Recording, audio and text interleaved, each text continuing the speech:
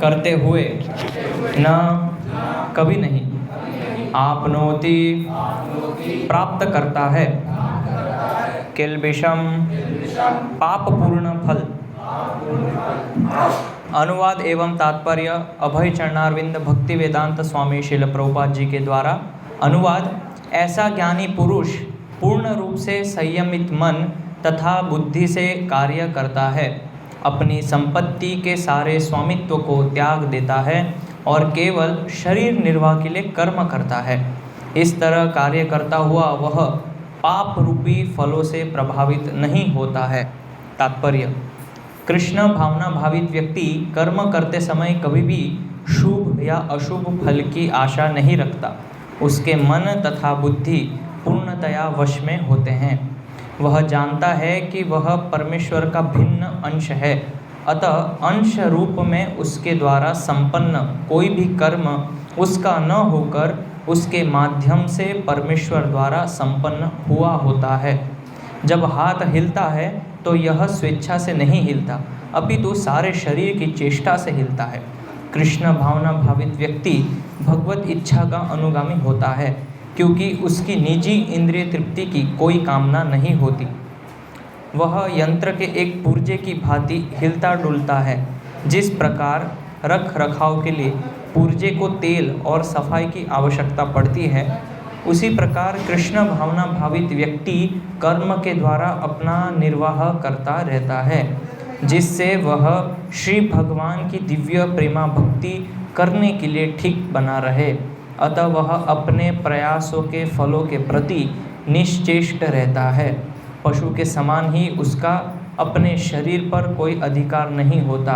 कभी कभी क्रूर स्वामी अपने अधीन पशु को मार भी डालता है, तो भी पशु विरोध नहीं करता, न ही उसे कोई स्वाधीनता होती है।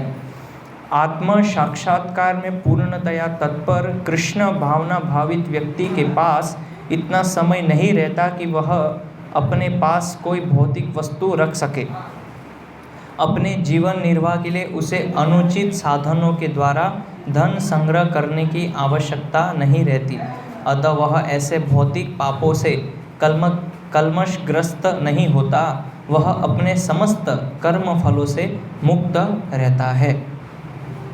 ओम अज्ञानतिमिरन्धस्य ज्ञानाञ्जनशलाकया चक्षुरुन्मीलितं येन तस्मै श्रीगुरवे नमः। श्रीचैतन्यमनोभीष्टं स्थापितं येन भूतले स्वयं रूपः कदा मह्यं ददाति स्वपदान्तिकं। वन्देऽहं श्रीगुरो श्रीयुतपदकमलं श्रीगुरून् वैष्णवांश्च। श्रीरूपं साग्रजातं सहगण रघुनाथान्वितं तं सजीवं साद्वैतं सावधूतं परिजनसहितं कृष्ण चैतन्यदेवं श्रीराधाकृष्णपादान् सहगण ललिता श्रीविशाखान्वितांश्च। नामश्रेष्ठं मनमपि सचिपुत्रमत्र स्वरूपं रूपं तस्यागजपुरीं माधुरीं गोष्ठवतीं राधाकुण्डं गिरिवरम् अहो राधिका माधवाशां प्राप्तो यस्य पतितकृपया श्रीगुरुं तं नतोऽस्मि। नमो विष्णुपादाय कृष्णपृष्ठाय भूतले श्रीमते भक्तिविकासस्वामिनेति नामिने। नमो विष्णुपादाय कृष्णपृष्ठाय भूतले श्रीमते भक्तिवेदान्तस्वामिनेति नामिने। नमस्ते सारस्वते देवे गौरवाणी प्रचारिणे निर्विशेष शून्यवादी पाश्चात्यदेशतारिणे। जय श्री कृष्ण चैतन्य प्रभु नित्यानंद श्री अद्वैत गदाधर शिवासादि गौर भक्तवृंद। हरे कृष्णा कृष्णा कृष्णा हरे हरे, हरे राम राम राम हरे हरे। हरे कृष्णा कृष्णा कृष्णा हरे हरे, हरे राम राम राम हरे हरे। हरे कृष्णा।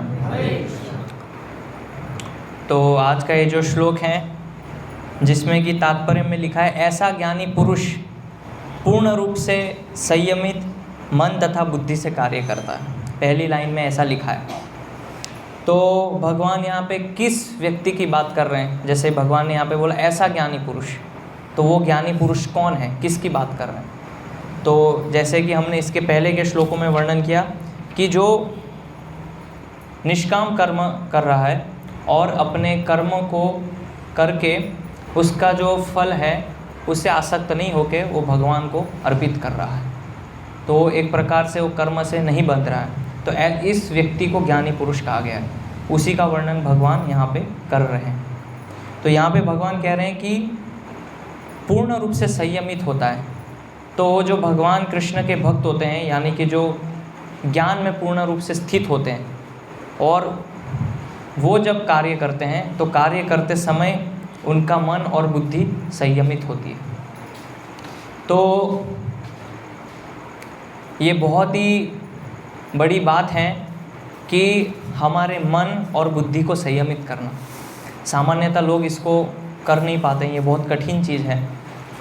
तो लेकिन जो भक्ति में प्रगत होते हैं, और जब हम भक्ति में धीरे धीरे प्रगत होते हैं, तो प्रगत होने के बाद ऐसी अवस्था आती है कि जब हम कोई कार्य करते हैं तो उसमें हमारा मन संयमित होता है और बुद्धि संयमित होती है। लेकिन जब हम भक्ति की आरंभिक अवस्था में होते हैं, भक्ति की शुरुआती अवस्था में होते हैं, तो उसमें कोई भी कार्य हम करते हैं तो मन विचलित होता है, बुद्धि विचलित होती है। जैसे उदाहरण के लिए, जब हम आरंभिक अवस्था में शुरुआत में जप करते हैं, भगवान नाम का कीर्तन करते हैं, तो हमारा मन बहुत चंचल हो जाता है, विचलित हो जाता है। विचार आने लगते हैं अलग अलग कि अब मैं ऐसा कर लेता हूँ, अभी मुझे वो कार्य करना है। ऐसे अनेक प्रकार से मन के अंदर विचार आने लगते हैं जैसे हम जप करने बैठते हैं। या फिर जब हम भगवान का कीर्तन कर रहे होते हैं या भगवान की जब आरती चल रही होती है, तो उस समय हमारी बुद्धि और हमारा चेतना, हमारा मन वहाँ पे आरती में नहीं होती है, घूमती रहती है इधर उधर। तो इससे समझ में आता है कि भक्ति की शुरुआती अवस्था में लोगों के मन भक्ति के कार्यों में संयमित नहीं होते, वो विचलित होते हैं, इधर उधर भागता रहता है मन।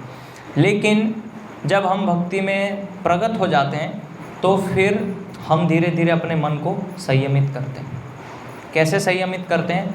तो जैसे हम जप करने बैठते हैं, भगवान का नाम जप कीर्तन करते हैं, तो नाम जप कीर्तन करने के लिए एक अच्छा प्रयास हम ये करते हैं कि हम अपने कानों को हरे कृष्ण महामंत्र को सुनने में लगाते हैं। तो जब कान हरे कृष्ण कीर्तन सुनता है तो उससे मन संयमित होता है, मन इधर उधर नहीं भागता है। नहीं तो अक्सर देखा जाता है कि जब हम जप करते हैं तो अधिकतर लोग सो जाते हैं सुबह सुबह, माला हाथ में लेते हैं, एक दो माला जप करते हो फिर सो जाते हैं, नींद आ जाती है। क्यों? क्योंकि कान से हम भगवान का नाम नहीं सुन रहे। तो जब मन को उसमें एकाग्र करेंगे, भगवान के नाम को श्रवण करने में, सुनने में, तो धीरे धीरे हमारी इंद्रियां संयमित होगी। और इंद्रियों को संयमित करने के लिए सर्वप्रथम क्या करना है? मन को संयमित करना है। और मन को संयमित कैसे करेंगे? भगवान नाम के कीर्तन के द्वारा। तो जब मन संयमित होगा तो फिर बुद्धि भी संयमित होगी, और जब हमारी बुद्धि संयमित होगी तो कभी भी हम गलत कार्य नहीं करेंगे। अक्सर लोग गलत काम करते हैं, पाप कार्य करते हैं। क्यों करते हैं? क्योंकि मन संयमित नहीं होता है, और मन संयमित नहीं है इसलिए उनकी बुद्धि विचलित है, और बुद्धि उस व्यक्ति को गलत कार्य करने के लिए प्रेरित करती है। तो इसीलिए ऐसा ज़रूरी नहीं है कि हम कृष्ण भक्ति कर रहे हैं तो हम सभी दुर्गुणों से ऊपर उठ चुके हैं। भक्ति करते करते भी हमारे अंदर दुर्गुण हो सकते हैं। कई बार लोग ऐसा प्रश्न करते हैं कि आप तो भक्त हैं, आप तो भगवान की भक्ति करते हैं, लेकिन आपके अंदर ये अवगुण है, आपके अंदर ये दोष है, तो फिर आपको तो इसको सुधारना चाहिए। ऐसे कई बार लोग कहते हैं हमें। तो ये जो भक्ति की प्रक्रिया है ये धीरे धीरे होती है, एकदम से कि हम भक्ति में लग गए और तुरंत चीज़ें जो हैं चेंज हो जाएगी, ऐसा नहीं है, समय लगता है। तो भक्ति करते रहने से ऐसा भी हो सकता है कि वो अवगुण जो दुर्गुण है वो हमारे साथ में चलते जाए, ऐसा भी हो सकता है। तो ऐसा ज़रूरी नहीं है कि जो भगवान के भक्त हैं या जो माला करते हैं, कीर्तन करते हैं, वो सभी संत हैं या वो सभी साधु हैं, ऐसा आवश्यक नहीं है। क्योंकि जब तक हम भक्ति की शुद्ध अवस्था तक नहीं पहुंचते, भक्ति की एकदम उच्च अवस्था जो कि रागानुग, एकदम भक्ति के रागानुग स्तर पे, जहाँ पे कि भगवान की भक्ति करने के लिए प्रेरणा अपने आप आती है, व्यक्ति को फोर्स ज़बरदस्ती नहीं करनी पड़ती है। जब तक हम उस स्तर पे नहीं पहुंच जाते हैं तब तक हमारे अंदर अवगुण रहते हैं, दोष रहते हैं, दुर्गुण होते हैं अलग अलग तरीके से। जैसे उदाहरण के लिए मान लीजिए कोई भक्त हैं जो काफ़ी समय से भक्ति में आ रहे हैं, भगवान का कीर्तन सुन रहे हैं, भगवान की कथा श्रवण कर रहे हैं और काफ़ी सालों से आ रहे हैं, लेकिन मान लीजिए कि मंदिर में उनको एक जगह पे बहुत सारे पैसे पड़े हुए मिले, तो ज़रूरी नहीं है कि वो पैसे को भगवान की सेवा में मंदिर में वापस देंगे, वो उठा के ले भी जा सकते हैं। क्यों? क्योंकि अभी उनकी इंद्रियां शुद्ध नहीं हुई है। क्यों इंद्रियां शुद्ध नहीं है? क्योंकि मन संयमित नहीं है और बुद्धि उनको वो गलत कार्य करने के लिए प्रेरित कर देती है। इसलिए कई बार भक्त लोग या जो संत लोग हैं वो भी गलती कर जाते हैं। तो इसीलिए यहाँ पे बताया कि जो ज्ञानी पुरुष हैं वो कैसे कार्य करता है, अपने मन और बुद्धि को संयमित करके कार्य करता है, कोई भी कार्य, चाहे वो भौतिक हो या आध्यात्मिक कार्य हो। और दूसरा इसमें बताया है कि अपनी संपत्ति के सारे स्वामित्व को त्याग देता है। ये भी बहुत बड़ी चीज़ है। तो अक्सर बाहर के जो लोग हैं वो तो उनके अंदर ये स्वामित्व भाव रहता है, ईश्वर भाव।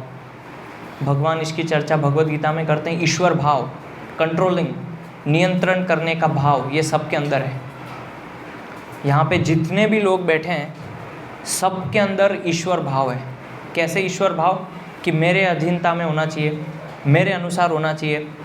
और कई बार भक्तों के अंदर भी ऐसा विचार होता है कि मैं बोल रहा हूँ इसलिए ऐसा होना चाहिए, मेरे मत के अनुसार होना चाहिए, मैं सुझाव दे रहा हूँ इसलिए उसको स्वीकार करना चाहिए। तो ये है ईश्वर भाव, यानी कि केंद्र में हम खुद को, अपने आप को रखते हैं, जिसको ईश्वर भाव कहते हैं। तो ईश्वर केवल एक ही है, वो है भगवान कृष्ण।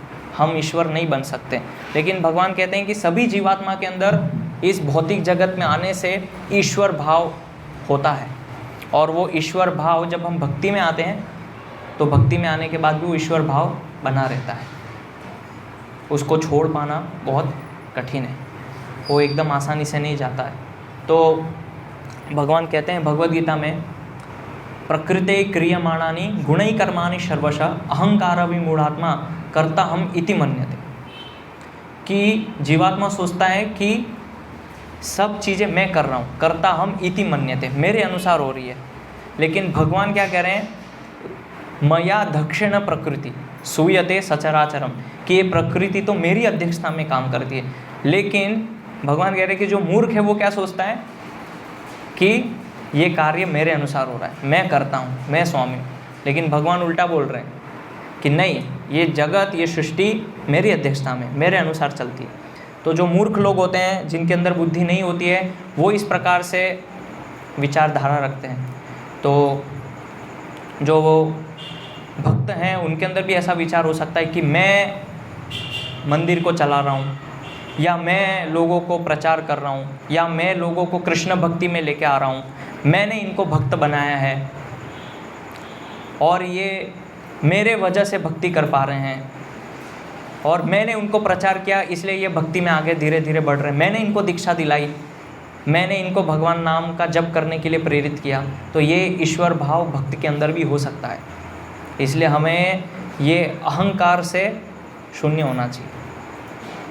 तो भक्ति के अंदर सबसे पहला लक्षण है भक्ति करने के लिए नम्रता। अगर जीवात्मा के अंदर नम्रता नहीं है तो फिर वो कभी भी सही रूप से भक्ति का पालन नहीं कर सकता। अहंकार से रहित होना चाहिए।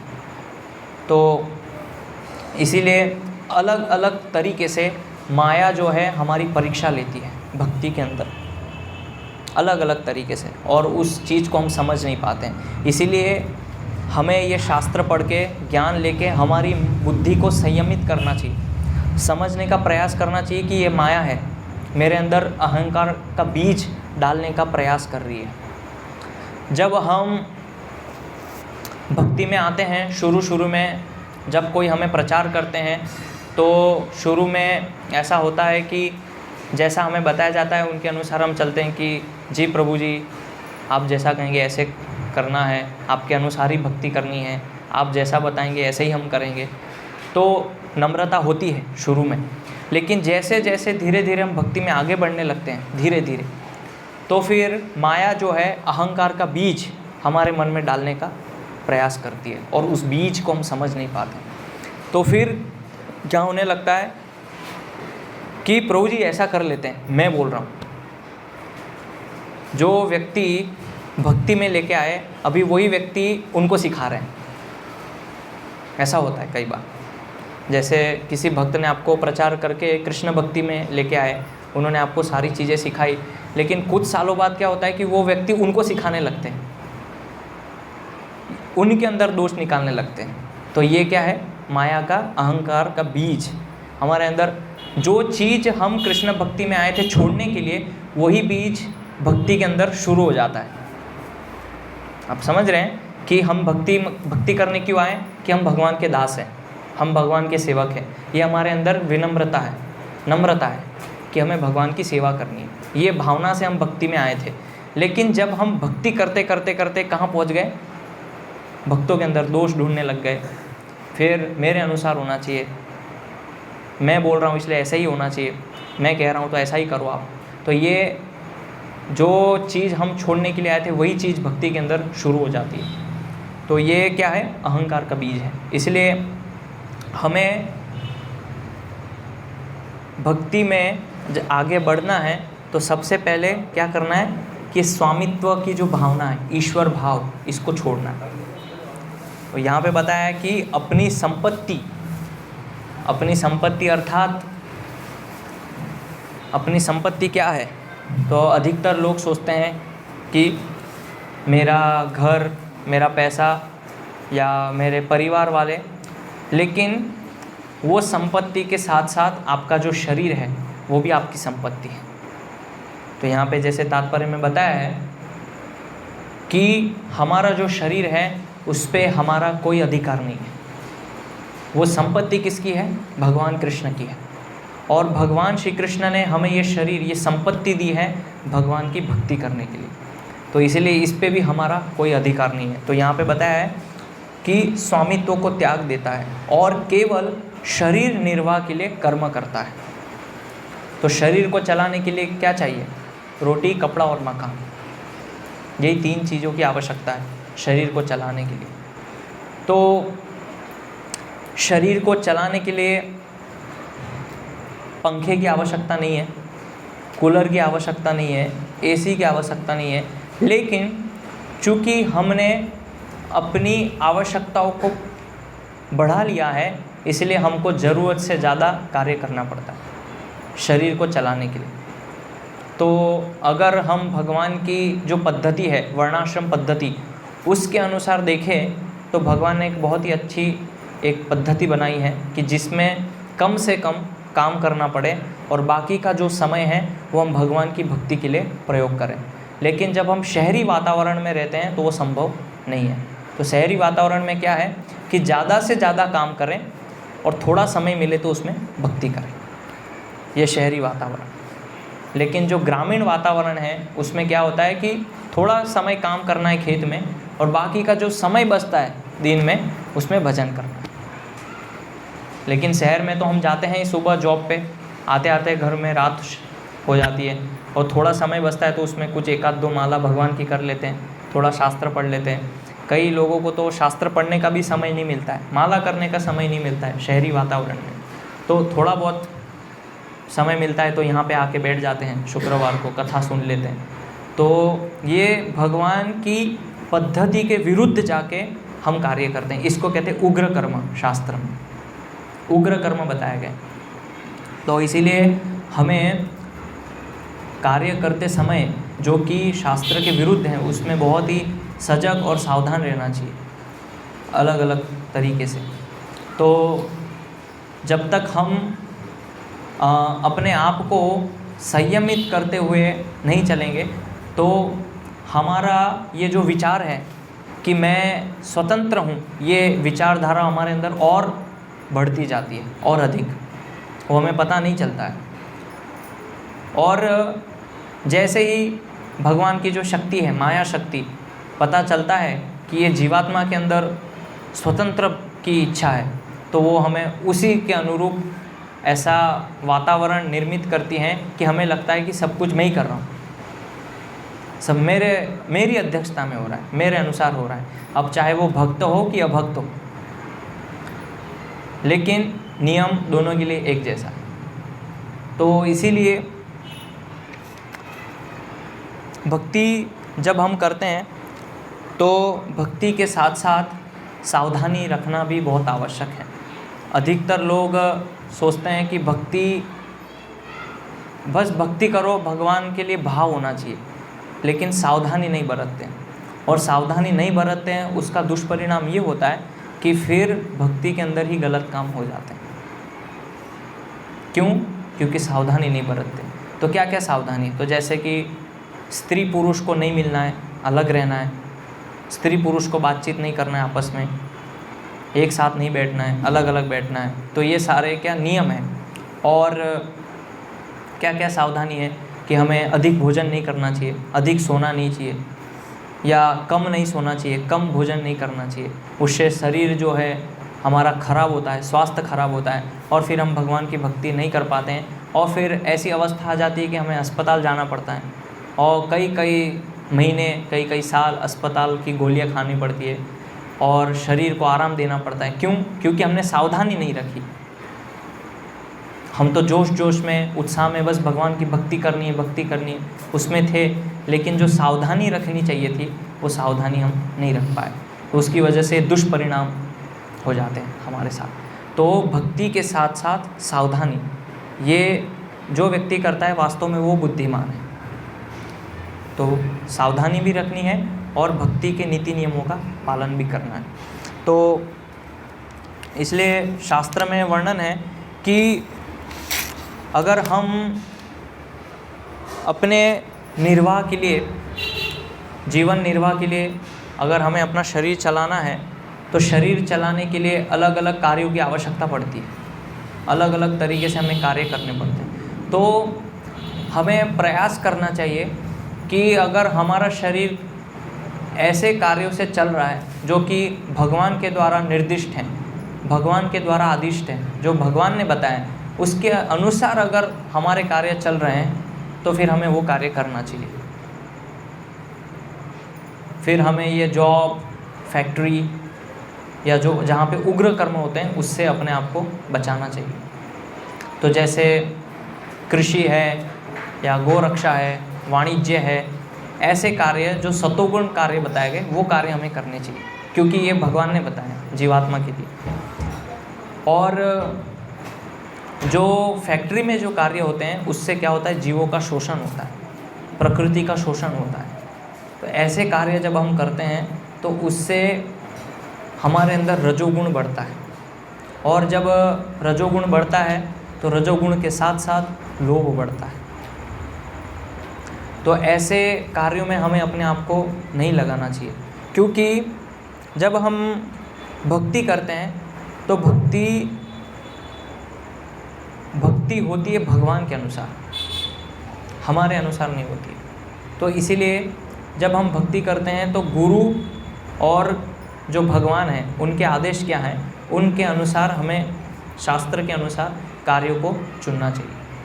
तो जैसे कि अर्जुन जो था, तो अर्जुन ने भगवान से कहा कि मैं संन्यास ग्रहण कर लेता हूँ, और संन्यास ग्रहण करके भिक्षा मांग के अपना जीवन चलाऊँगा। लेकिन भगवान ने क्या कहा, नहीं, संन्यास नहीं लेना है। तो कहीं पे भी भगवद गीता में ऐसा संदेश नहीं है कि आप संन्यास लेके भक्ति कीजिए, ऐसा कहीं भगवद गीता में कहीं पे भी वर्णन नहीं है। तो इसलिए भगवान श्री कृष्ण ने अर्जुन से कहा कि आप अपना नियत कर्तव्य करो। और कैसे करो? तो भगवान ने कहता है, माम अनुस्मर युद्ध च, मेरा स्मरण करते हुए युद्ध करो। तो अभी कोई कह सकता है कि मान लीजिए कोई व्यक्ति है तो उसकी शराब की दुकान है, और वो कह सकता है कि मैं भगवान का स्मरण करते हुए शराब बेच रहा हूँ, या भगवान का स्मरण करते हुए गाय को काट रहा हूँ क्योंकि मेरा भूचड़ खाना है। तो मैं भगवान का स्मरण करते हुए बैलों को काट रहा हूँ, बकरियों को काट रहा हूँ, क्योंकि भगवान का स्मरण, भगवान ने तो कहा मां मनुस्मर युद्ध च, अर्जुन से तो वही कहा ना कि आप मेरा स्मरण करते हुए युद्ध करो, तो फिर मैं भी वही कार्य कर रहा हूँ। तो आप ऐसे व्यक्तियों को क्या समझाएं? तो हमें उनको बताना चाहिए कि भगवान ने कहा है मेरा स्मरण करो, लेकिन ये जिस प्रकार का कार्य कर रहे हैं, जैसे शराब बेचना, तो शराब बेचना वो शास्त्र के अनुसार नहीं है, वो पाप कर्म है। जैसे आपने शब्द सुना होगा कर्मयोग, कर्मयोग कि कोई भी कार्य जो है अगर उसका कुछ प्रतिशत भाग हम भगवान की सेवा में लगाते हैं तो वो कर्मयोग हो जाता है, वो भगवान की सेवा में चला गया। लेकिन अगर वो कार्य पाप कर्म है और उसका कुछ प्रतिशत भाग हम भगवान को लगाएंगे तो वो कर्मयोग नहीं है। क्यों कर्मयोग नहीं है? क्योंकि कर्म जो है वो शास्त्र के अनुसार होता है, और क्या कर्म होना चाहिए, क्या कर्म नहीं होना चाहिए, वो शास्त्र में दिया है। अगर कोई व्यक्ति ये बोल रहा है कि मैं शराब बेच के उसका जो प्रॉफिट है उसका कुछ परसेंटेज भगवान की सेवा में लगा रहा हूँ, तो ये कर्मयोग है। लेकिन वो कर्मयोग नहीं, वो पाप योग है। तो कर्म जो है, कर्म शास्त्र से आता है कि किस व्यक्ति को क्या कर्म करना चाहिए। तो अगर कोई व्यक्ति गाय को काट के उसका प्रॉफिट जो हुआ उसमें से प्रॉफिट को कुछ भाग जो है मंदिर में लगा दिया, तो क्या वो कर्मयोग है? कैसे वो कर्मयोग? कर्मयोग नहीं है, क्योंकि भगवान को गाय प्रिय है, भगवान कृष्ण को गाय प्रिय है, और भगवान खुद गाय चराते हैं। वृंदावन में भगवान क्या करते हैं? अपने ग्वाल बालों के साथ गैया को लेके जाते हैं, वहाँ पे गाय चराते हैं, और सब सखा गोप बाल जो हैं वहाँ पे आनंद लेते हैं गायों के साथ। और उस गाय को हम काट रहे हैं और कह रहे हैं कि भगवान मैंने कुछ परसेंटेज आपको दे दिया इसलिए ये कर्मयोग हो गया। नहीं। तो जैसा कि शास्त्र में वर्णन है, नमो ब्राह्मण्य देवाय गो ब्राह्मण्य हिताय च जगत हिताय कृष्णाय गोविंदाय नमो नमः, कि भगवान कृष्ण क्या है? ब्राह्मणों का हित करने वाले। नमो ब्राह्मण्य देवाय गो ब्राह्मण्य हिताय च, और जो गौ है, गाय माता है, उसका भी हित करने वाले भगवान कृष्ण। और हम कह रहे हैं कि हम गाय को काट के उसका प्रॉफिट भगवान की सेवा में लगाएंगे तो वो कर्मयोग होगा। तो इसीलिए कर्मयोग को समझना बहुत ही आवश्यक है, क्योंकि ये आजकल लोग आपको इस प्रकार के तर्क जो हैं दे सकते हैं कि कोई भी कार्य करो लेकिन उसका फल हम भगवान को देंगे तो वो कर्मयोग हो जाएगा। लेकिन नहीं, कर्म जो है वो शास्त्र से आता है, और उसके अनुसार पता चल पाएगा कि ये कर्म है, ये पाप कार्य है कि क्या है, उससे आप पता लगा सकते हैं। तो इसीलिए हमें अपने शरीर निर्वाह के लिए कार्य भी बहुत सोच समझ के चुनना चाहिए। अगर वो कार्य शास्त्र के अनुसार नहीं है, उसमें थोड़ा भी पाप है, वो कार्य हमें नहीं करना चाहिए। जैसे शेयर मार्केट है तो लोग पैसा लगाते हैं उसमें, तो शेयर मार्केट वो भी एक जुआ है, वो मॉडर्न आधुनिक युग का एक बड़ा चढ़ा जुआ है। सामान्यतः लोग सोचते हैं कि पत्ता खेलना ही जुआ है, लेकिन शेयर मार्केट में पैसा लगाना वो भी जुआ है। तो इसीलिए अगर ऐसा कार्य हम करेंगे तो पाप कार्य है, क्योंकि शास्त्र में वर्णन है कि 4 जो नियम है वो हमें पालन करने चाहिए। जैसा कि आप सभी को पता है कि 4 नियम क्या क्या है। तो हमें हमेशा अपने जीवन में ये ध्यान रखना चाहिए, हमेशा हम भक्ति में कितने भी प्रगत हो जाए, 4 नियम के अंतर्गत ही हमें कार्य करना है। उसके बाहर अगर कोई भी कार्य करेंगे तो वो पाप कर्म है। 4 नियम कभी भी नहीं टूटने चाहिए शास्त्र के अनुसार। जैसे शेयर मार्केट, तो ये जुआ है, तो अगर आप वहाँ पे पैसा लगा के भगवान की सेवा में लगा रहे तो जुआ है। हालांकि भगवान एक्सेप्ट करेंगे, लेकिन भगवान उससे प्रसन्न नहीं होंगे। तो भक्त के जीवन में उद्देश्य क्या होता है? भगवान की प्रसन्नता। तो इसीलिए हमें भगवान के अनुसार कार्य करना है, अपने शरीर निर्वाह के लिए ऐसा कार्य करना है जिससे भगवान प्रसन्न हो। तो कभी भी 4 नियमों का उल्लंघन करके, 4 नियमों को तोड़ के उसकी बाउंड्री के बाहर जाके कार्य नहीं करना चाहिए। जैसे शराब की दुकान खोल रहे हैं, तो भगवान शास्त्र में कहते हैं कि नशा नहीं होना चाहिए, लेकिन हम शराब की दुकान खोल रहे हैं, तो इसका अर्थ क्या हो गया कि हम 4 नियमों को तोड़ के शरीर निर्वाह कर रहे हैं। कोई बूचड़ खाना है, किसी का स्लॉटर हाउस है, झटका शॉप, एक झटके में हलाल हो जाता है, तो वो क्या है, मांसाहार है। इसका अर्थ क्या हुआ कि मांसाहार को बढ़ावा दे रहे हैं, प्रोत्साहन दे रहे हैं और उससे अपना शरीर निर्वाह कर रहे हैं। तो हमें प्रयास करना चाहिए और भगवान से प्रार्थना करनी चाहिए कि भगवान मेरी परिस्थिति ऐसी बनी है, लेकिन मैं नहीं चाहता हूँ कि इस प्रकार का कार्य हो शरीर निर्वाह के लिए, इसलिए कोई मुझे आप ऐसा रास्ता बताइए जिससे मैं ये पाप कार्य छोड़ के सही रास्ता अपनाऊं जो आपने बताया है। और प्रयास करना चाहिए पूरा कि वो पाप कार्य छोड़ के हम सही कार्य अपनाएं जिससे शरीर का निर्वाह हो जाए। तो इसीलिए भगवान ने अर्जुन को संन्यास लेने का अनुमोदन नहीं किया। क्यों नहीं किया? क्योंकि भगवान श्री कृष्ण को पता था कि अर्जुन के अंदर क्षत्रिय भाव छुपा हुआ है, उसको आप रोक नहीं सकते। किसी व्यक्ति का जो स्वभाव है उसको आप छुपा नहीं सकते किसी भी तरह, वो कभी ना कभी किसी समय वो प्रकट हो ही जाता है। भले ही हम कितना भी दिखावा कर लें, या जैसे उदाहरण दूँ तो मैं ऐसे बहुत सारे भक्तों से मिलता हूँ, तो सामने बहुत अच्छे से नम्र रहते हैं और अच्छे से बात भी करते हैं, लेकिन मेरे जाने के बाद तुरंत क्रोध करना या भक्तों से व्यवहार अच्छे से नहीं रखना, गाली गलौज करना या भक्तों के ऊपर क्रोध करना, तो इस प्रकार के लक्षण दिखाता है कि वो उनका स्वभाव है। तो हम कितना भी बनावटी प्रयास कर लें, दिखावा कर लें कि मैं कितना अच्छा हूँ, लेकिन जो हमारा वास्तविक स्वभाव है उसको आप नहीं छुपा सकते, वो छुपेगा नहीं, वो कभी ना कभी बाहर निकल जाता है। तो उसी प्रकार से भगवान कृष्ण को पता था कि अर्जुन का जो स्वभाव है वो क्षत्रिय स्वभाव है, और अर्जुन जंगल में जाएगा तो ये क्षत्रिय स्वभाव उसको विवश कर देगा। जो वहाँ पे प्राणी घूम रहे हैं, जो पशु घूम रहे हैं, उनका वही वध करेंगे, जो कि अनुचित होगा। इसलिए यहाँ पे तात्पर्य में लिखा है ना कि अपने जीवन निर्वाह के लिए उसे अनुचित साधनों के द्वारा धन संग्रह करने की आवश्यकता नहीं रहती। तो अगर अर्जुन वन में जाते संन्यास लेके, तो संन्यास के लिए तो संन्यास के लिए कोई पद्धति नहीं है कि वन में जाके वो हत्या करें। अगर मान लीजिए कि अर्जुन संन्यास ले लेते और संन्यास लेने के बाद उनका जो वास्तविक स्वभाव है क्षत्रिय भाव, वो अगर प्रकट हो जाता, तो क्या यह सन्यासी के लिए शोभा देता इस प्रकार का कार्य? जैसे उदाहरण के लिए कि मैं ब्रह्मचारी हूँ और हमारा एक विशिष्ट कर्तव्य है समाज में, एक हमारा विशेष उत्तरदायित्व है, और मैं समाज के अंदर जा रहा हूँ और ऐसे लोगों के बीच में उठ रहा हूँ जो पापी हैं, जुआरी हैं, नशेड़ी हैं, जो स्त्रियों का संग करते हैं, ऐसे लोगों का संग कर रहा हूँ, तो क्या ये सही है मेरे लिए? ये शोभा नहीं देगा मुझे।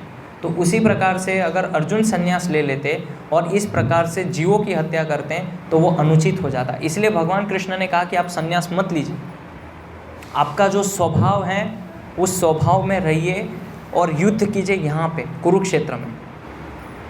ये भगवान ने आदेश दिया था अर्जुन को। तो भगवान ने कभी भी किसी को अनुमोदन नहीं दिया कि आप संन्यास लीजिए, अपने कार्य को छोड़ दीजिए, नहीं। जिस व्यक्ति का जो स्वभाव है उस स्वभाव में रह के हमें कर्म करना चाहिए, अपने शरीर को चलाने के लिए कार्य करना चाहिए, ऐसा कार्य जो शास्त्र में बताया गया हो, और वो कार्य भगवान का स्मरण करते हुए भगवान की प्रसन्नता के लिए करना चाहिए, ना कि अपनी खुद की इच्छा के लिए कि मुझे अच्छा लग रहा है इसलिए। तो ये भक्त का जीवन होता है इस प्रकार से। तो और यहाँ पे बताया गया है कि पशु के समान ही उसका अपने शरीर पर कोई अधिकार नहीं होता है। कभी कभी क्रूर स्वामी अपने अधीन पशु को मार भी डालता है तो भी पशु विरोध नहीं करता, नहीं उसे कोई स्वाधीनता होती है।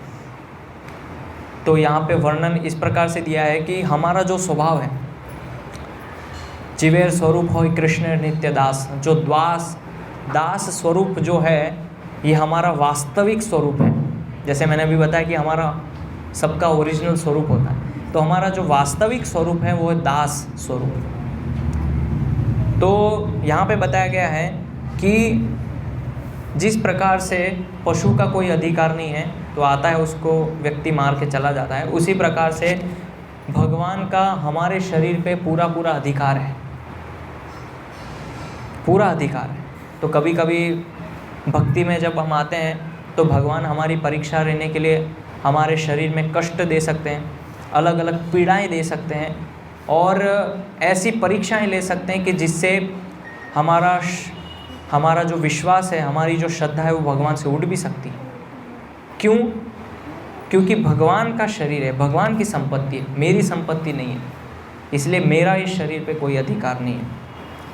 तो एक भक्त थे, वो बहुत समय तक माला करते थे और भक्ति करते थे, लेकिन कुछ कारणवश जो है उनकी मृत्यु हो गई। तो उनके पुत्र जो थे मुझे पूछ रहे थे कि मेरे पिताजी ने इतनी भक्ति करी लेकिन भगवान ने उनको बचाया क्यों नहीं, ऐसा क्यों? तो हम भक्ति इसलिए नहीं करते हैं कि मेरा शरीर स्वस्थ रहे या मेरा मन स्वस्थ रहे या मैं अच्छे से जीवन को सुधार सकूं, इसलिए भक्ति नहीं करते हैं। भक्ति की जाती है भगवान की प्रसन्नता के लिए। तो भक्ति करने में हमारा कोई भी उद्देश्य नहीं होना चाहिए, इसलिए तो भक्ति को कहा गया अप्रतिहता, अहेतु की, जिसमें कोई हेतु नहीं होता है। क्या हेतु है? केवल भगवान की प्रसन्नता। भगवान क्या चाहते हैं? तो ये भक्ति मार्ग में ये बहुत ही बड़ा एक विशेष अंतर है। ज्ञान मार्ग में ये नहीं देखने को मिलेगा, ध्यान मार्ग में देखने को नहीं मिलेगा, क्योंकि भक्ति जो है वो निस्वार्थ होती है, उसमें अपना खुद का निजी स्वार्थ नहीं होता है। तो इसीलिए हमें विचलित नहीं होना चाहिए, परेशान नहीं होना चाहिए कि देखिए भगवान मेरा शरीर कितना कष्टमय है, पीड़ा हो रही है, शरीर दर्द हो रहा है, स्वास्थ्य ठीक नहीं है, आप मेरी इतनी परीक्षाएं क्यों ले रहे हैं, मैं सही से भक्ति नहीं कर पा रहा हूँ, सही से अपना शरीर निर्वाह भी नहीं कर पा रहा हूँ, कुछ नहीं कर पा रहा हूँ, और मैं तो इतनी भक्ति कर रहा हूँ फिर भी आप मुझे इतना कष्ट दे रहे हैं, क्यों दे रहे हैं? तो भले ही हम व्यक्त नहीं करें, लेकिन सूक्ष्म रूप से मन में ऐसे कभी कभी विचार हमारे अंदर उत्पन्न होते हैं भगवान के प्रति। क्यों उत्पन्न होते हैं? क्योंकि अभी भगवान के लिए हमें प्रेम नहीं है, हम प्रेमवश भक्ति नहीं कर रहे हैं। अभी हम जो भक्ति कर रहे हैं वो दबाव में आके कर रहे हैं, नियमों के दबाव से भक्ति कर रहे हैं। अगर भगवान के लिए प्रेम होता तो भगवान हमें कोई भी अवस्था में रखते, हम उसमें प्रसन्न रहते, चाहे कोई भी अवस्था हो। क्यों? क्योंकि हमें उस व्यक्ति से प्रेम है। तो जिस व्यक्ति को किसी व्यक्ति से प्रेम है तो व्यक्ति उसके लिए कुछ भी करे वो उसमें संतुष्ट रहेगा, उसमें खुश रहेगा। तो प्रेम, अभी आप कहेंगे नहीं मुझे तो बहुत प्रेम है भगवान से, मैं तो भगवान को बहुत प्रेम करता हूँ, मेरे अंदर बहुत भावना है भगवान के लिए, और मैं नाम जप करता हूँ तो मेरे अंदर भगवान के लिए प्रेम उत्पन्न होता है। नहीं है प्रेम। तो चैतन्य महाप्रभु कहते हैं रूप गोस्वामी से कि मुझे भगवान श्री कृष्ण के लिए प्रेम नहीं है। तो चैतन्य महाप्रभु कहते हैं ये मैं जीवित हूँ, ये प्रमाण है अपने आप में कि मुझे भगवान के लिए प्रेम नहीं है। अगर मुझे भगवान के लिए प्रेम होता तो मैं जीवित नहीं होता आज। बिना भगवान के मैं कैसे जी रहा हूँ? मर जाना चाहिए मुझे। ये चैतन्य महाप्रभु कहते हैं, चैतन्य चरितामृत में आप पढ़ेंगे। तो अभी हमें भगवान के लिए कोई प्रेम नहीं है, हम दबाववश भक्ति कर रहे हैं। या तो गुरु का आदेश है या शास्त्र का आदेश है या नियमों से बंधे हैं, इसीलिए हम भक्ति कर रहे हैं। लेकिन जब भगवान के लिए स्वाभाविक प्रेम उत्पन्न हो जाएगा तो फिर ये नियम के दबाव में आके आप भक्ति नहीं करेंगे। एक स्वाभाविक प्रेम हो जाएगा आपको भगवान से, और फिर आपको बताना नहीं पड़ेगा कि आप सुबह जल्दी उठिए, कार्यक्रम में आइए, माला कीजिए, शास्त्र पढ़िए, अध्ययन कीजिए, प्रवचन सुनिए, ये बताना नहीं पड़ेगा। ये आप अपने आप करेंगे स्वाभाविक रूप से। तो इसीलिए हमें जो है शरीर निर्वाह इस तरह करना चाहिए कि हम पाप कार्य में नहीं फंसे। तो जब तक हम शुद्ध नहीं होते हैं, इस जगत में होते हैं, तो हर एक कार्य का हमें बंधन लगता है। कई बार लोगों के अंदर ये मानसिकता होती है कि हम तो भक्ति कर रहे हैं ना, भगवान पापों को हर लेंगे। नहीं, नहीं हारेंगे। क्यों? क्योंकि अभी हम शुद्ध नहीं हुए हैं, अभी हम इस जगत में हैं, और इस जगत में रहते हुए जब तक हम कार्य करते हैं तो उसका हमें बंधन लगता है। तो कई बार ऐसा भी विचार आता है कि हम तो भक्ति कर रहे हैं तो सब चीज़ भगवान के ऊपर है, लेकिन तो फिर हमारा क्या रोल है? अगर सब चीज़ भगवान कर लेंगे तो हम क्या करेंगे? तो इसीलिए हमें भी बहुत सावधान रहने की आवश्यकता है कि जब तक हम वो एकदम उच्च स्तर पे, जैसे बाबा जी लोग होते हैं, संत महात्मा जो परमहंस परिव्राजकाचार्य जो लोग होते हैं, वो एकदम उच्च अवस्था में होते हैं भक्ति की, तो हाँ उनको कोई बंधन नहीं लगता है। लेकिन जिस अवस्था में हम हैं तो हमें छोटे से छोटे कार्य का भी बंधन लगता है और उसका परिणाम हमें भुगतना पड़ता है, और उसके लिए हम भगवान को दोष देते हैं। लेकिन वास्तव में दोषी हम खुद हैं, क्योंकि हमने अनजाने में या सावधानी नहीं बरती, और बिना सावधानी बरते कोई ऐसा गलत कार्य हमसे हो गया जिसका परिणाम अभी हम भुगत रहे हैं। चाहे वो स्वास्थ्य संबंधी हो, मानसिक संबंधी हो, या परिवार संबंधी कोई भी संबंध में हो, तो उसके जिम्मेदार हम खुद हैं, भगवान नहीं है। तो इसीलिए अभी भी समय है, अगर ऐसे कोई कार्य हम कर रहे हैं जो कि शास्त्र के अनुसार नहीं है तो उसको सुधारिए, और उसको सुधार के शास्त्र के अनुसार कर्म कीजिए जो भगवान बता रहे हैं। तो फिर उसका जो फल है वो पाप से आवृत नहीं होगा, वो पाप से रहित होगा। अभी जो हम कर्म कर रहे हैं वो तो पाप से पूरा आवृत है, पूरा पाप से भरा हुआ है। क्योंकि जिस तरीके से धन आता है तो किस तरीके से आता है? लोगों का शोषण करके, और लोगों को शोषण किया जाता है, और चोरी डकैती, इस प्रकार से धन एकत्रित संग्रह होता है। तो कहाँ से वो धन आया, कैसे आया, हमें नहीं पता। हमें तो बस सैलरी मिलती है और महीने की पहली तारीख पे तनख्वाह मिल जाती है, लेकिन वो धन उस व्यक्ति के पास कैसे आया, उसकी पूरी एक साइकिल है। कितने प्रकार के पाप कार्यों से गुजर के वो धन आपके पास आया और उसका आप भोग कर रहे हैं, तो आपको उसका परिणाम भुगतना पड़ेगा उस धन का। तो इसीलिए प्रयास करना चाहिए कि हमारे पास जो संपदा, जो धन है, उसमें से प्रयास करें कि अधिक से अधिक भगवान कृष्ण की सेवा हो। क्योंकि हमें नहीं पता कि वो किस तरह से अलग अलग पाप कार्यों से गुजर के आया है।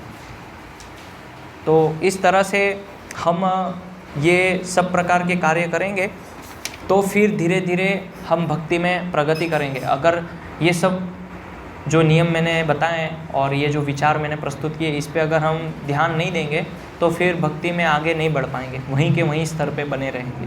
तो ये सारी चीज़ें जो हैं हमें सुनना है और उसको अपने जीवन में उतार के उसके ऊपर मनन करना है, विचार करना है कि वास्तव में भगवान ने जो पद्धति बनाई है वो बहुत ही सही पद्धति है, एक ग्रामीण पद्धति जो कि एक सत्वगुण की तरफ हमें ले जाती है। और शहरी वातावरण में जो पद्धति है वो हमें रजोगुण और तमोगुण में पूर्णतया बांधती है, लोभ ईर्ष्या द्वेष में बांधती है।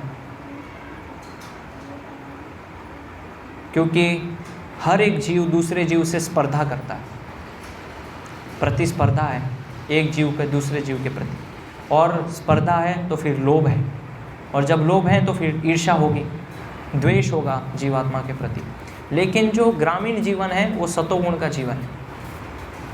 तो इसीलिए हमें ऐसे वातावरण से बचना चाहिए और अपने आप को शुद्ध बनाना चाहिए। तो फिर धीरे धीरे हम जो हैं ऐसे जिस प्रकार से भगवान बता रहे हैं कि अपने मन और बुद्धि को संयमित कर पाएंगे, नहीं तो नहीं कर पाएंगे, कभी भी नहीं कर पाएंगे।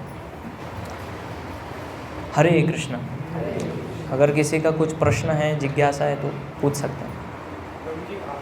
आपने बताया कि ईश्वर भाव धीरे धीरे आता है, लेकिन ईश्वर भाव को जाना ही नहीं चाहिए, क्योंकि जैसे हमारी कंट्रोल करने की टेंडेंसी है तो वो तो सीधा भगवान से आती है ना, वो तो हमारे अंदर बहुत ही डीपली इन्वॉल्व है, क्योंकि हम भगवान के अंश हैं, तो वो जाना ही नहीं चाहिए फिर 1% भी। ईश्वर भाव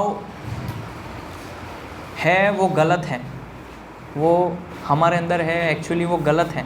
ईश्वर भाव नहीं होना चाहिए, हमारे अंदर दास भाव होना चाहिए। क्योंकि हमारी जो ओरिजिनलिटी है, हमारा जो ओरिजिनल स्वरूप है, वास्तविक स्वरूप है, वो है जीवेर स्वरूप है कृष्ण नित्यदास। तो ईश्वर भाव तो केवल ईश्वर में होना चाहिए ना, हम तो ईश्वर नहीं है। तो हमारे अंदर है, इसका मतलब वो गलत चीज़ हमारे अंदर है, उसको निकालना है। लेकिन मैं तो सीधा भगवान से है ना, तो फिर आपने ऐसा क्यों कहा कि वो धीरे धीरे जाती है, वो तो जाना ही नहीं चाहिए। नहीं, धीरे धीरे जाती है भक्ति करने से। जैसे अभी आप भक्ति कर रहे हैं, तो भक्ति करते करते आपके अंदर ये विचार आता है कि मैं सेवक हूँ, मैं भगवान का दास हूँ, तो इसका अर्थ है कि धीरे धीरे वो ईश्वर भाव जाता है। अभी तो आपके अंदर है, सबके अंदर ईश्वर भाव है, लेकिन अगर ईश्वर भाव नहीं होता तो फिर सब लोग अच्छे से भगवान की सेवा नहीं करते। क्यों नहीं कर रहे हैं लोग?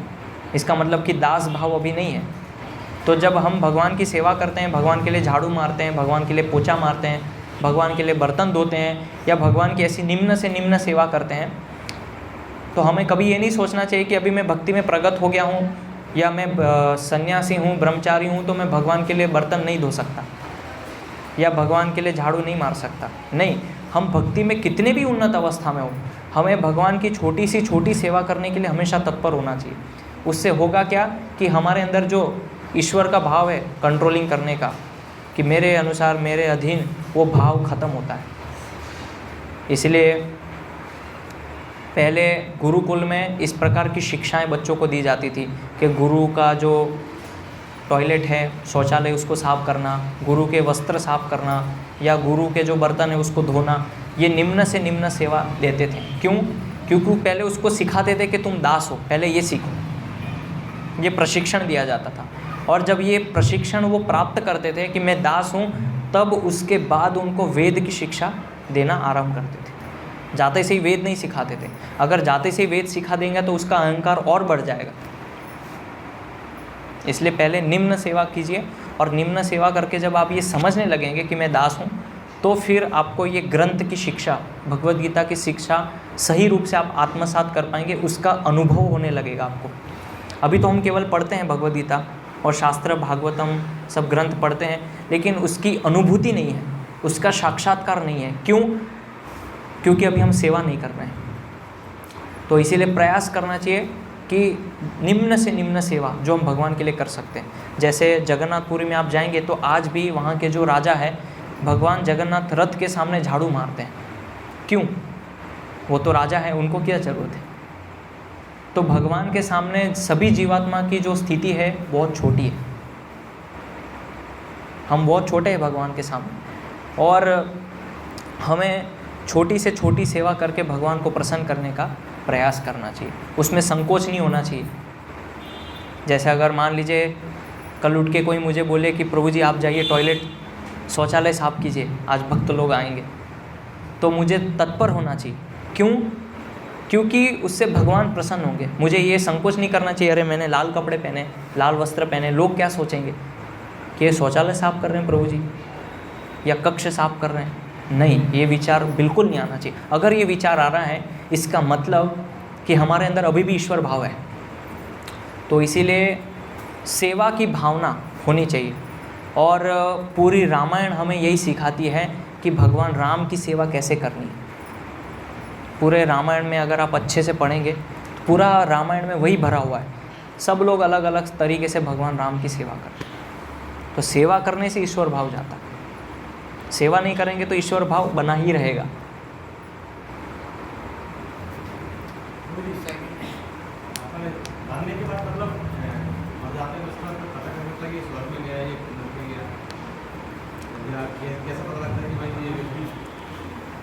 वो हमारा जो, तो इनका प्रश्न है कि जब हम मर जाते हैं तो कैसे पता चलता है कि हम स्वर्ग में हैं कि नरक में हैं, कैसे मालूम चलता है? तो वास्तव में हमारा जो एक तो स्थूल शरीर होता है, और दूसरा शरीर जो है वो है सूक्ष्म, जो कि मन, बुद्धि, अहंकार से बना हुआ है। तो स्थूल शरीर तो यहाँ रह जाता है, जिसको मरने के बाद में जलाया जाता है, या उसकी जो भी अंतिम क्रिया है वो की जाती है। लेकिन एक सूक्ष्म शरीर होता है जो मन, बुद्धि, अहंकार से बना होता है। वो सूक्ष्म शरीर से हमें नरक ले जाया जाता है या स्वर्ग ले जाया जाता है, और वहाँ पे फिर अलग अलग जो भी हमारे पाप पुण्य हैं उसके कर्मों को भुगतना पड़ता है। तो वो आपको पता चल जाता है वहाँ पे। जैसे आपने गलत काम किए, कोई पाप कार्य किया, तो आपका जो सूक्ष्म शरीर है, जो मन, बुद्धि, अहंकार से बना है, वो नरक में उसको ले जाया जाएगा और आपको इतनी यातना दी जाएगी, आप उसको अनुभव करेंगे, ऐसा नहीं अनुभव नहीं करेंगे, आपको बहुत पीड़ा होगी। तो जो हम देखते हैं कि सूअर हैं वो ऐसे ही बन गए, ऐसे ही नहीं बन गए, पहले उनकी ट्रेनिंग होती है।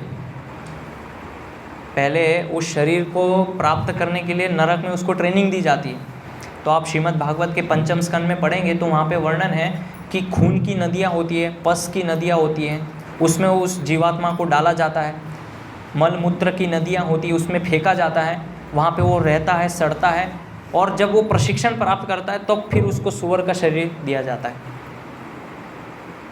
तो ऐसे पहले ट्रेनिंग होती है नरक में वो शरीर प्राप्त करने के लिए। और फिर पंचम स्कंद में और भी वर्णन है कि जैसे हम कोई व्यक्ति अगर शराब पीता है तो उबलता हुआ जो लोहा है वो उसके मुंह में डाला जाता है। तो ऐसी अनेक प्रकार की यातनाएं शरीर को दी जाती हैं, उससे सूक्ष्म शरीर मरता नहीं है, केवल पीड़ा होती है। तो वो व्यक्ति जो खुद है वो उसको अनुभव करता है। अगर संबंधी जनों को बताना है तो संबंधी जनों को बताने के लिए बता सकते हैं कि उनके कर्म इस प्रकार के से थे तो इसलिए उनको नरक जाना पड़ा, या उनके कर्म अच्छे थे तो वो स्वर्ग चले गए। लेकिन अधिकतर लोग क्या बोलते हैं कि वो तो वैकुंठवासी हो गए, गोलोकवासी हो गए, लेकिन ऐसा नहीं है। कर्म के अनुसार जो है कि उस व्यक्ति की गति क्या है वो निर्धारित होती है। इसीलिए मैंने कहा कि हमारा कर्म जो है बहुत ही सजग और सावधानी पूर्वक हमें करना चाहिए, नहीं तो उसका परिणाम हमें भुगतना पड़ सकता है। जैसा कि आपने बताया कि जीवन निर्वाह के लिए कभी भी 4 नियम का पालन नहीं छोड़ना चाहिए, लेकिन ऐसे कोई बीमार हुआ तो उसको तो दवाइयाँ खानी पड़ेंगी, नहीं तो वो मर जाएगा। तो जब तो 4 नियम टूटेगा तो फिर ऐसी सिचुएशन में क्या करना चाहिए? कैसे 4 नियम टूटेंगे? जैसे दवाइयों में तो बहुत सारे एनिमल्स को यूज़ किया जाता है ना। देखिए, शास्त्र में अपवाद हमेशा अपवाद होता है। अपवाद यानी कि कुछ सिचुएशन जिसको आपातकालीन परिस्थिति बोलते हैं। तो आपातकालीन परिस्थिति का अर्थ है कि जो कभी कभी होने वाली हमारे जीवन में, लेकिन हम जो है दवाइयाँ की बात कर रहे हैं, क्या हम रोज़ कृष्ण प्रसाद खा रहे हैं?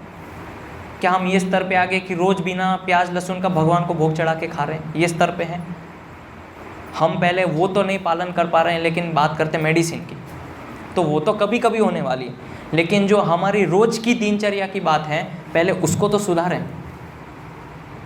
कि मैं बाहर का नहीं खाऊंगा, या जो बाहर की कोई भी ऐसी वस्तु हैं, या शादी में विवाह में जाता हूं तो वहाँ ग्रहण कुछ भी नहीं करूँगा, केवल रोज़ भगवान को चढ़ा के कृष्ण प्रसाद खाऊंगा। ये तो हमारी रोज़ की परिस्थिति है ना। तो फिर हम जो आपातकालीन परिस्थिति है उसको क्यों बीच में ला रहे हैं? वो तो कभी कभी होगी। तो आपातकालीन परिस्थिति के लिए शास्त्र में अनुमोदन है कि ऐसी परिस्थिति में ये कर सकते हैं, ये आपातकालीन स्थिति में ऐसा कर सकते हैं। लेकिन जो हमारी रोज़ की दिनचर्या है उसमें हमें क्या करना चाहिए, पहले उस पर ध्यान दें कि रोज़ की दिनचर्या में भगवान को भोग चढ़ा के केवल प्रसाद ग्रहण करना चाहिए, बाहर की कोई भी चीज़ हमें नहीं खानी। ये हमारी रोज़ की दिनचर्या, तो पहले इसको पालन करना चाहिए। और रही बात आपातकालीन, तो आपातकालीन परिस्थिति के लिए भी कुछ नियम बताए गए हैं। तो जैसे कि आप यात्रा कर रहे हैं तो यात्रा करते समय कृष्ण प्रसाद नहीं ले सकते तो फल खरीद लीजिए, फल ले सकते हैं, या दूध ले सकते हैं, छाछ ले सकते हैं। तो ये आपातकालीन परिस्थिति है।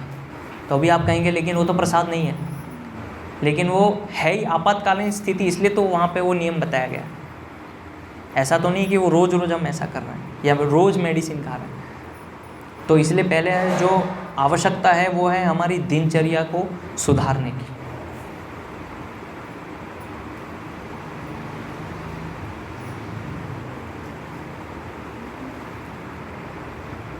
और कोई प्रश्न? जी, एक उनका प्रश्न। आपने इसमें बताया कि अपन जो पैसा कमाते हैं कौन सा पाप का पैसा और कौन सा पुण्य का पैसा है। आपने बताया जो रिसाइकिल होता है, तो हमको कैसे लगेगा कि हम जिससे पैसा ले रहे हैं वो पाप का है क्या पुण्य का है, और अगर हमारा कोई पैसा आ रहा है तो हम पुण्य का पैसा कैसे बना सकते हैं? ब्लैक मनी, वाइट मनी, आपने खाली 2 ही चीज़ सुनी होगी। ब्राउन मनी सुना है किसी ने? नहीं सुनी है, ये शास्त्र में वर्णन है।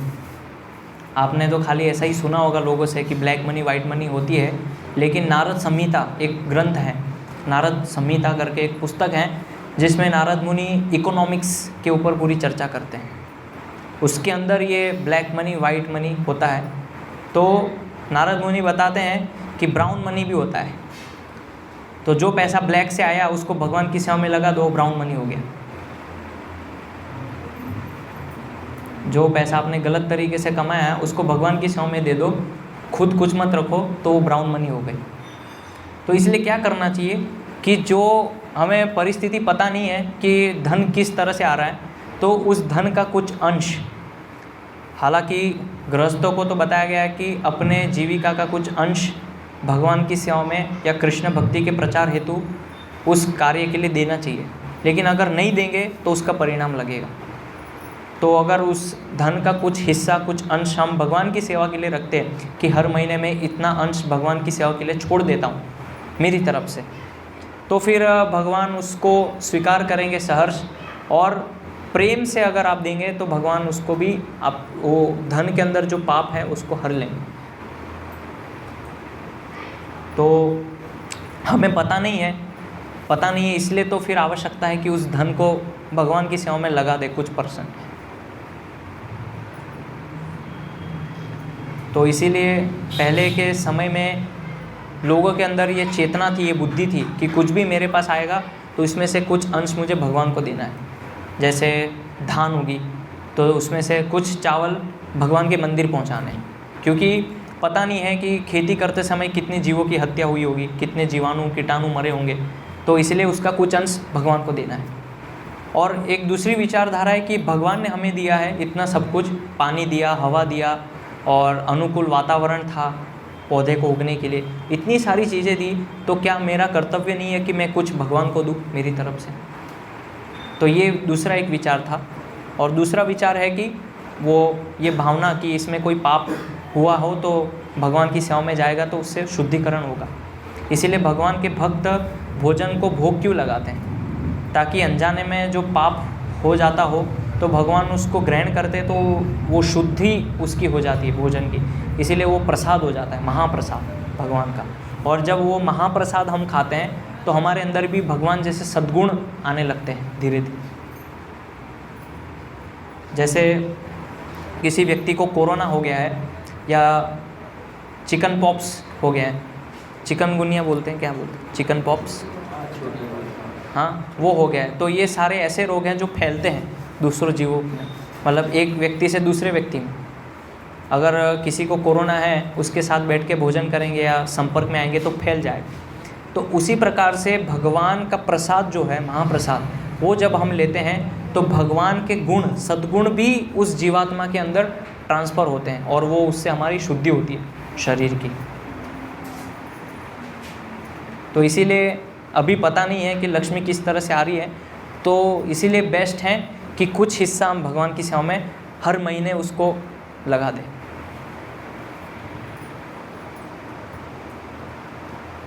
आपका क्या प्रश्न था? मेरा प्रश्न ये था कि ठीक है। श्रीमद् भगवद गीता की जय, श्रील प्रभुपाद की जय।